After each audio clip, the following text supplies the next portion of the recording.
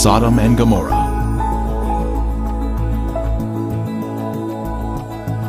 You may order a copy of this program through arcdiscovery.com. See arcdiscovery.com to become a direct seller of this DVD.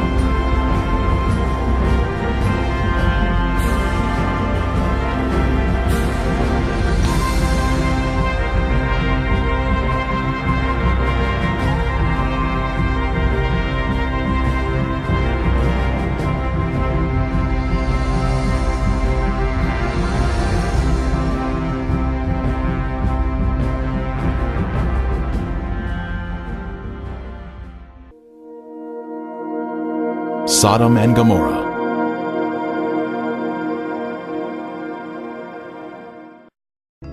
When the morning dawned, the angels urged Lot to hurry, saying, "Arise, take your wife and your 2 daughters, who are here, lest you be consumed in the punishment of the city."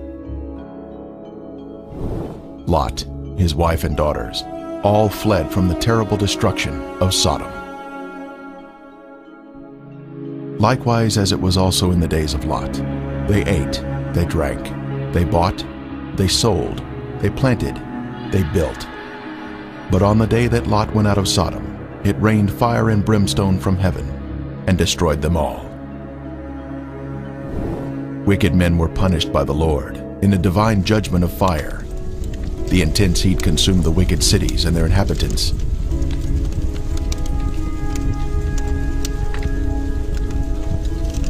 But Lot's wife looked back toward her beloved Sodom, violating the angel's command, and was thus turned into a pillar of salt. Turning the cities of Sodom and Gomorrah into ashes, condemned them to destruction, making them an example of those who afterward would live ungodly. This is a visible example that is mentioned here. The Bible tells us the cities were in the plain of Jordan, which is the area surrounding the Dead Sea, and it was once a beautiful, lush area.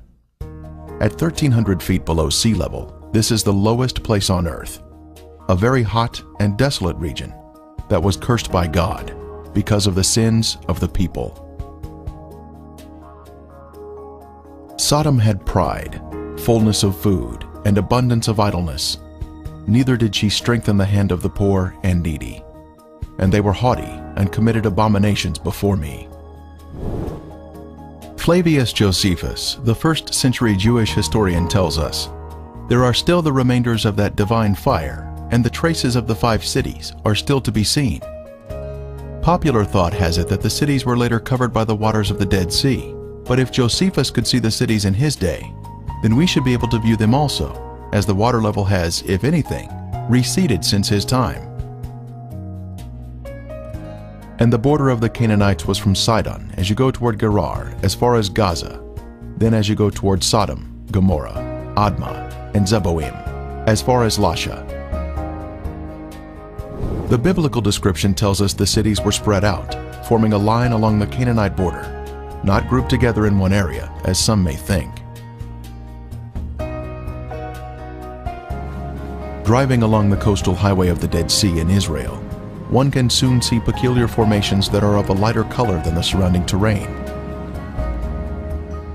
These are the Ashen cities, destroyed by the wrath of God.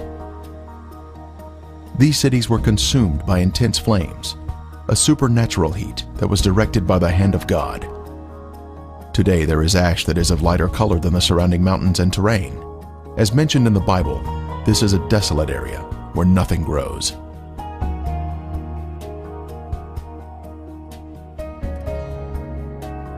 Inspecting the formations closely, one can see structures containing man-made elements, such as 90-degree angles. Even though the buildings were consumed by the fire, the remaining ash in these cities is comprised of a heavier material due to the inclusion of brimstone or sulfur, and still retains some of the original shapes of man-made structures. This stunning structure stands out as a singular formation with 4 sides, surrounded by a deep moat.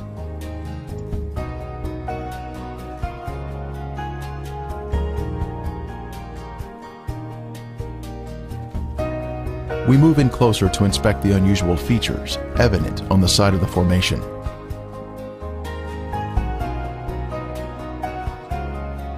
On the side of the structure, this swirling pattern is different from any type of sedimentary rock or soil that would normally contain horizontal, even layers.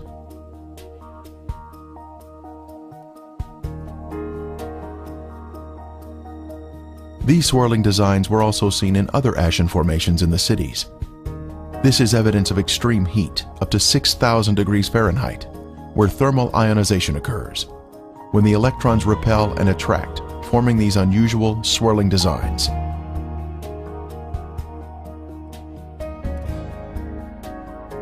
In Lot's day, this area was a swirling cauldron of death and destruction, rained down from the Lord in heaven.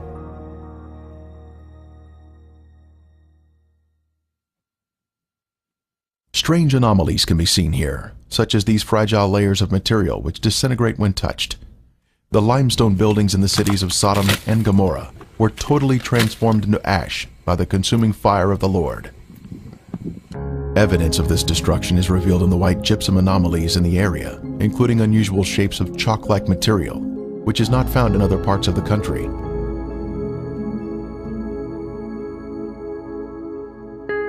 Even layers of white and gray material can also be seen, comprising gypsum and ash. At the time of Elijah on Mount Carmel, the Lord sent down a superheated fire from heaven, consuming the stone altar and sacrifice, turning them into ashes. Then the fire of the Lord fell and consumed the burnt sacrifice, and the wood, and the stones, and the dust, and it licked up the water that was in the trench. We are also told, "For the Lord your God is a consuming fire, a jealous God." When God unleashes a consuming fire, it will turn stone into ashes. At the perimeter of this city, one can see this amazing Sphinx still standing today.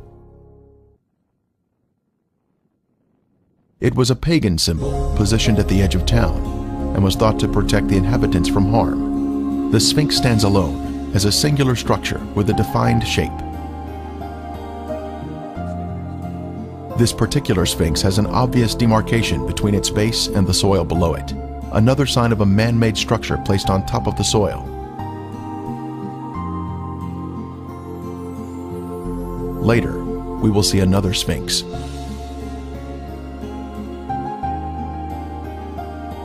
From a higher level, a large section of gypsum has fallen down here. It clearly exhibits the alternating layers of white ash that is calcium sulfate, gray ash that is calcium carbonate.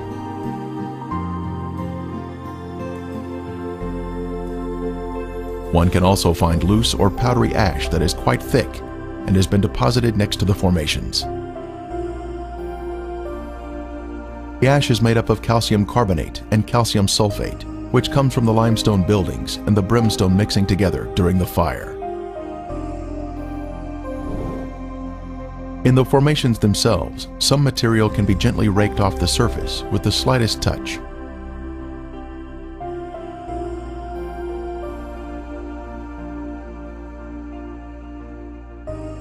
Looking down the city streets, one can notice man-made shapes which are not found in nature.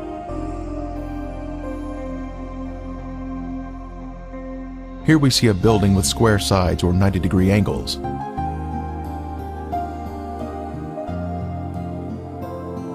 From the opposite side, we can see the same symmetrical structure and man-made angles.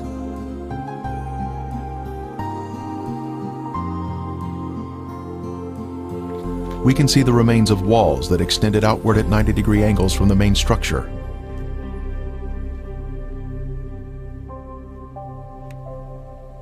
Once again, further evidence of man-made construction. Here we can see square windows that are visible in the walls of the structures, which give us a view of the past. Scanning the city for signs of prior habitation, we can see in the foreground a tower of cylindrical design, positioned at the edge of the city. The remains have suffered greatly during 3,500 years of wind and rain erosion. Even still, there is the appearance here of streets and man-made structures.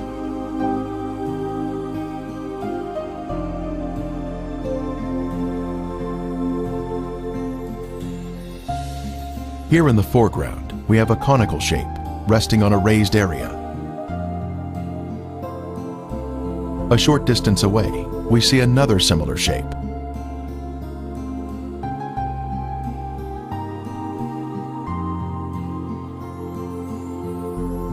As we pan across the city, we can see in the distance an arched doorway that exhibits a symmetrical shape even to this day.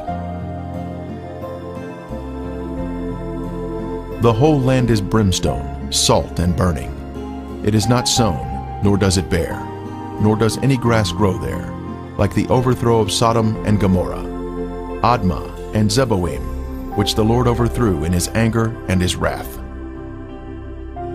More anomalies are found in the cities. In this case, we have a large hardened clump of material that we broke open, revealing layers of previously heated material, including gypsum crystals, created by the combination of limestone and sulfur. From the intense heat, various objects were melted in the cities. Here we have some material that was boiling on top, while the remainder of the substance pooled at the bottom, creating a solid base. A very unusual find here, but just another strange anomaly not found in other areas of the country.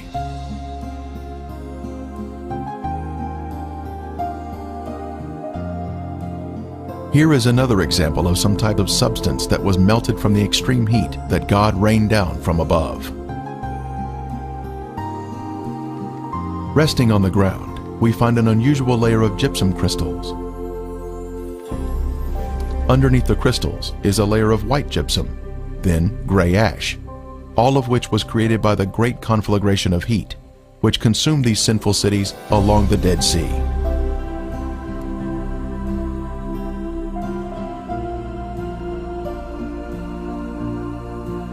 Once again, we find more gypsum, this time in a circular formation of crystals, all radiating outward.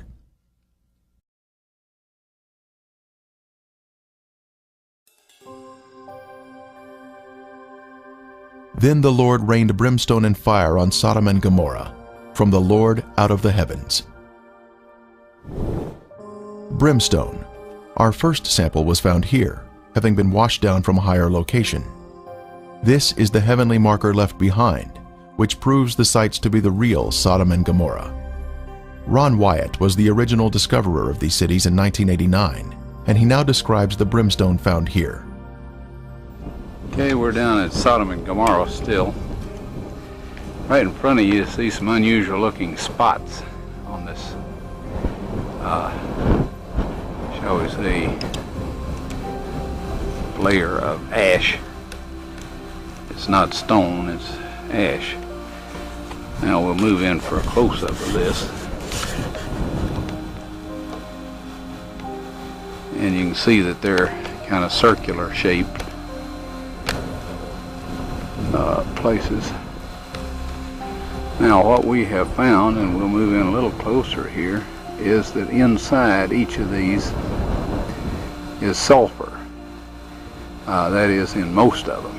Now the ones that do not have sulfur in them, and this one we just took a bunch of sulfur out and put it in our specimen bag. But the ones that don't have sulfur have a very black center where they have, where it's been very hot. So now we'll move in on this one where there is some sulfur still present, and back off just enough so you can see what we're up to here, and we'll go collect that sample in a bag.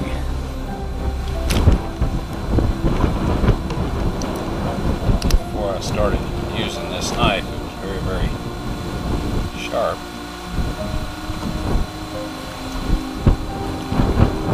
Okay, here this is, and we have collected some more, and it smells and tastes like sulfur. Now the Bible tells us that it rained fire and brimstone upon the cities of Sodom and Gomorrah. Now what you see in front of you here is the results of large and small, well, varying sized chunks of sulfur, burning sulfur that have hit. And what we find here is that God rained this burning sulfur down upon this city, and rain is a perfect description of it. It landed just in the pattern that rain would fall, and the stuff, of course, the accumulative heat of all of this upon the city set the entire thing ablaze.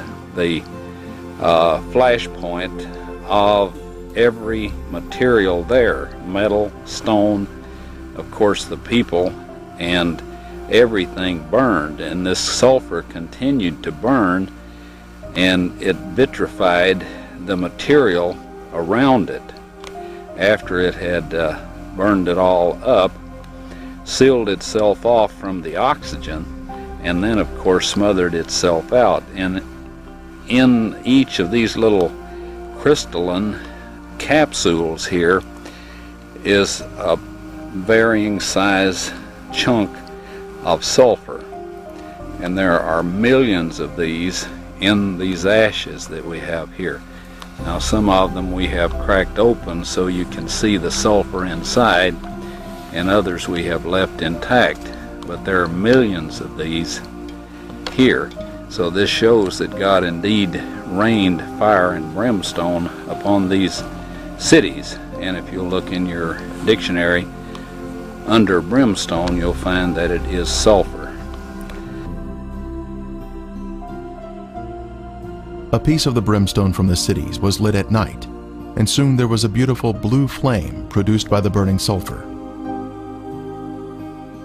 A very strong aroma of sulfur filled the air, and was overpowering if one directly breathed the fumes.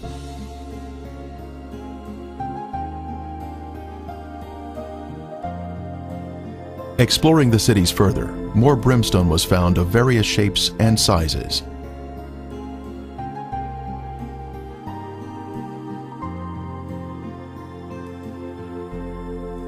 Several samples had been washed down to areas below and were added to our growing collection.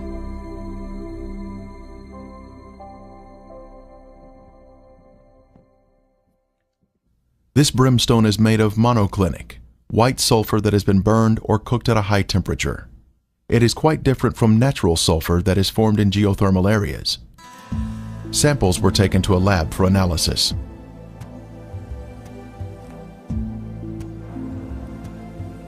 Each specimen was carefully separated and prepared for testing, with the outer portion cast aside.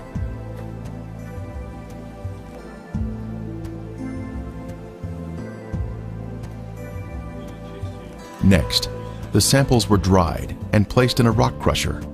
Then they were pressed onto a disc. Then they were loaded into a machine for the semi-quantitative X-ray analysis. Each sample was individually transported into the testing chamber for analysis. The results proved to be quite amazing.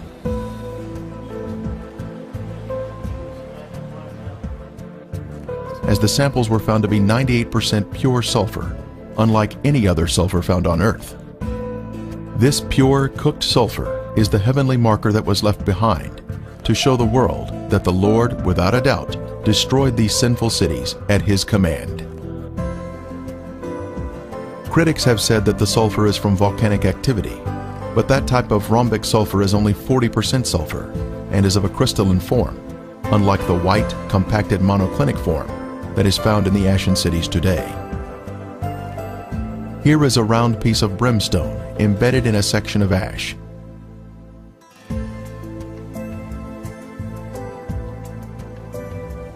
Another clump of ash contains a piece of brimstone that has a burn ring surrounding the unburned sulfur inside.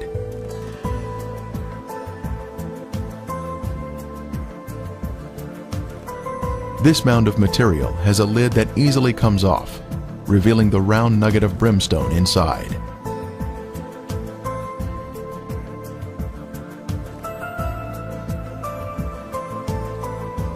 As we gaze across the southern end of the Dead Sea, we can view the El Lisan Peninsula in Jordan.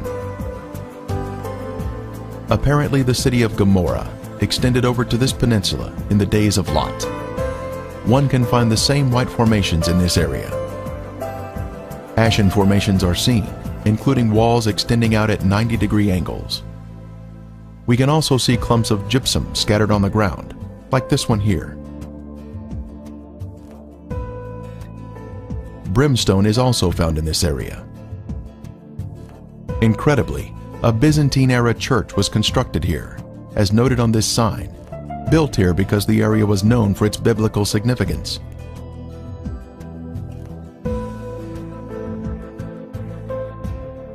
Back over at Gomorrah proper, we can see white, ashen worship structures built atop an acropolis or high place. Both a sphinx and ziggurat are seen here, side by side, much like what we see in Egypt at Giza, with the Sphinx and the pyramids built in close proximity to each other.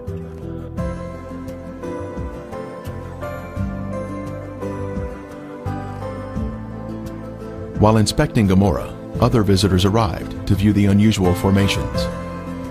The Sphinx is made of a white material, whiter than the ash surrounding it.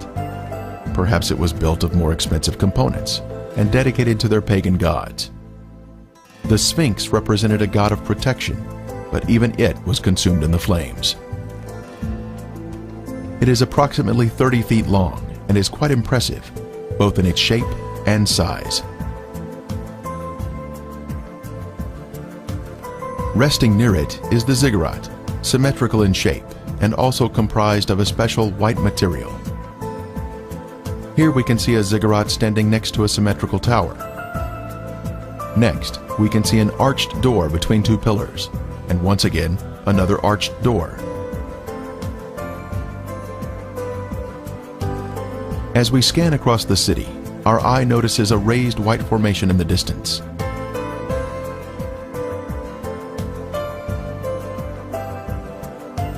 As we near the formation, we can see it is in the shape of a ziggurat.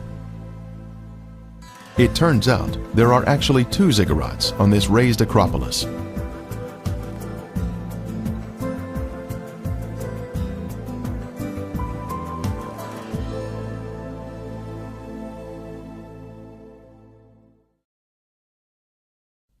As we stood next to one of the ziggurats, our team found perfect specimens of melted brimstone, where the liquid from the burning sulfur had cooled down, forming a hard, crystalline shell around the unburned sulfur that was hidden inside.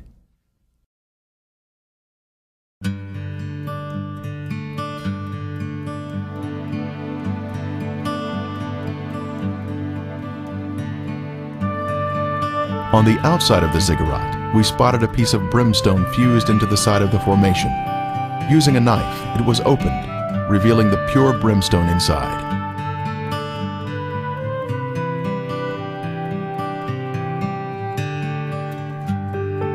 Resting on a ledge of the ziggurat, we see another sample of brimstone that was opened with a knife, once again revealing the pure sulfur inside.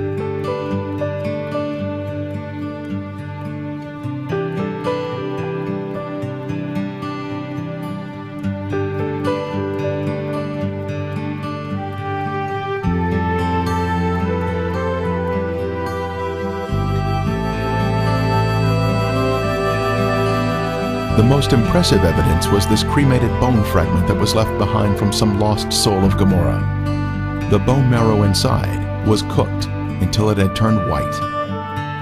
This is a moving testimony of God's power to destroy those who reject the Holy Spirit. Are we in the will of God, allowing the Holy Spirit to guide us into obedience?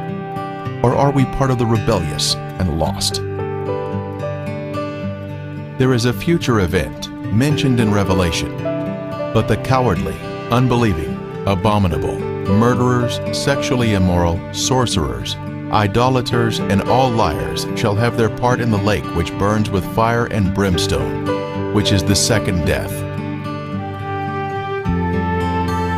The day is coming, burning like an oven, and all the proud, yes, all who do wickedly, will be stubble, and the day which is coming shall burn them up.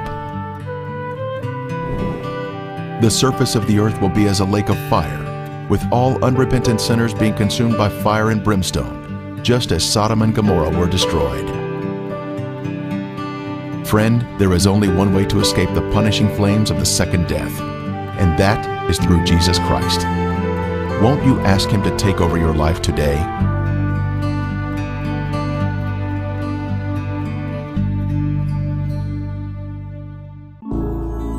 Revealing God's treasure.